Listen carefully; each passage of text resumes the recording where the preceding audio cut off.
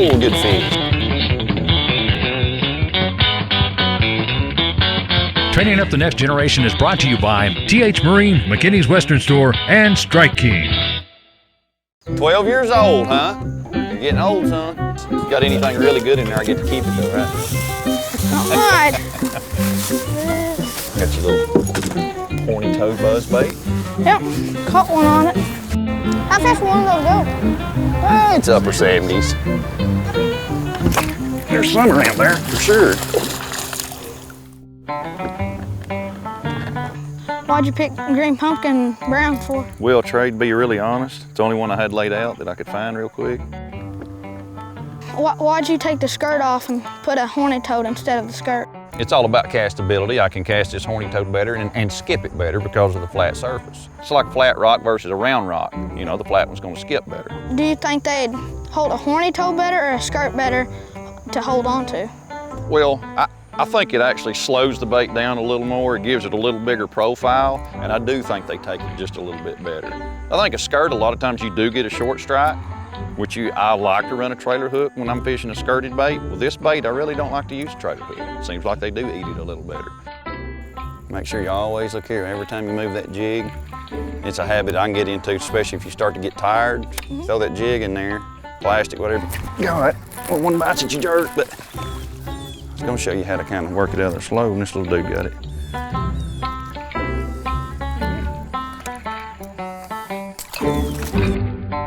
You throw that jig out here in there and let it go straight to the bottom on slack, because you're gonna barely move it, but you keep up with it with your reel. You know why? When you get a bite, it's just like that, I'm ready. I don't have to wind to it. You already caught, yeah, I call it getting behind. If you jerk, you throw out here and you get a bite, you working, look here, with your rod up, you get a bite right there. They reel down. You gotta start reeling down. He's in went around the dock post, through the brush, whatever it is, and you jerk. A lot of times when you jerk, you never get quite caught up because your mind's saying, man, he's got a bite, I got a bite, I gotta jerk quick. Yeah. Then your rod's up here and you can't get caught up, and your rod goes flat and it loses its bend where the fish comes off. Trey boy, we got it, 4 or 5. You got a nice keeper. Make this the first pocket. So we know there's a few up shallow.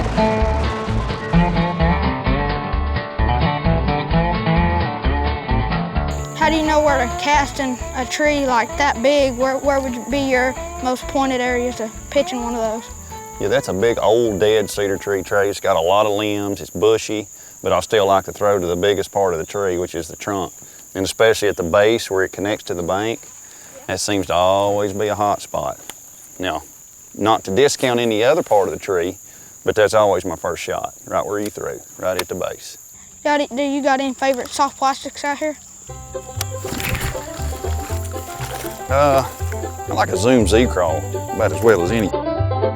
When you fish as long as Andy has, it doesn't take much time to get from one fish to the other. Oh, good fish. In the professional fishing industry, Andy is known as the greatest of all times. Therefore, they nicknamed him the GOAT. Fishing pressure anymore has played a big role in how close these fish will actually let you get to them. There he is. Oh, he came off. Oh, look at the good gracious, what a roll. That was no little one right there. That's best.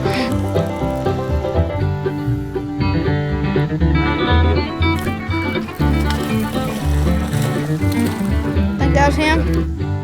Maybe one of these deals, every little piece of cover is going to have 2 or 3 around it. I hope that's the case.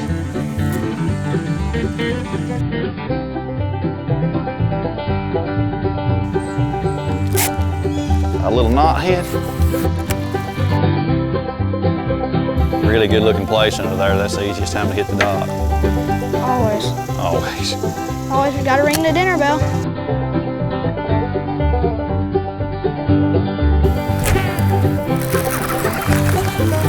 You like your power poles? I do. I really like the power poles. It's handy to pull up to a place like this. It's a good shallow place where you can actually stop and not blow smoke with a trolling motor. You make a bunch more racket that you don't need to make. Yeah.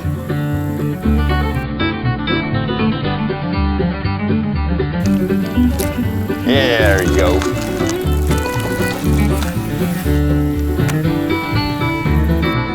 looking at a hole to pitch in, Yeah. don't look at what you're gonna hit. Look at where you want your bait to go. You ever been casting down the bank, there's one leaf floating in the water? And then and you hit it, Yeah. and you don't know why you hit it? That's because you were looking at it. I enjoyed it, buddy. I'm impressed. Wasn't a super great day, but it was a learning process. That's why we're here. It was. What'd you learn today? I just watched it, how you did all kinds of different stuff, and I just want to see if I could practice and maybe get to where you are. You get a little better at it. You Little get a little better, better each yeah. time. So you learn pace. Pace. We didn't stop a whole lot. We power pole down a Yep. couple different times when we Smooth could as get fast. our angles right, so Yep. we could get under them. So you learn pace. We Pace. fished pretty quickly. We did. And you learned angles. You know, wait till you get a good angle to get you a good cast back under the dock. You don't want to hit the dock. You want to get back under them, Yep. which we hit a few here and there. It happens. It's all a learning process. You're not going to master it in one day. I still have days better than others, Yeah. but it's just a little process, and it's a lot of fun, and it's very effective.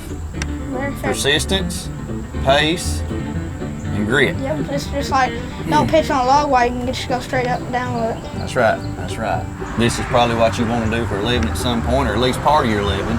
Yeah. And it's going to take some grit and persistence, because this is not an easy living. I mean, this No. is something. It's a process. Is there any tips that I might need for future? Well, yeah, just shallow fishing wise, you need to maybe practice your technique a little bit. Have a little more focus. You don't want to be looking up on the bank, the deer running around in the woods, or the ducks flying over, which I'm guilty of also. Yeah. But you just, a little focus, and that's going to take you a long way. You're going to be leaps and bounds ahead. Trust me. I just want to thank God today for letting us come out this week and be blessed enough to come fishing with one of these guys, and just how I'm so blessed just to come fishing with somebody like Andy Morgan. I just want to thank him for taking the time out and being able to take us and get us a good film and let him do good in his tournament and let him be up there in the cup and carry us safe forward. And let's all have a good day. Amen. Amen. You're a little gentleman and a scholar. Well, maybe not a scholar, but a gentleman. Okay, well.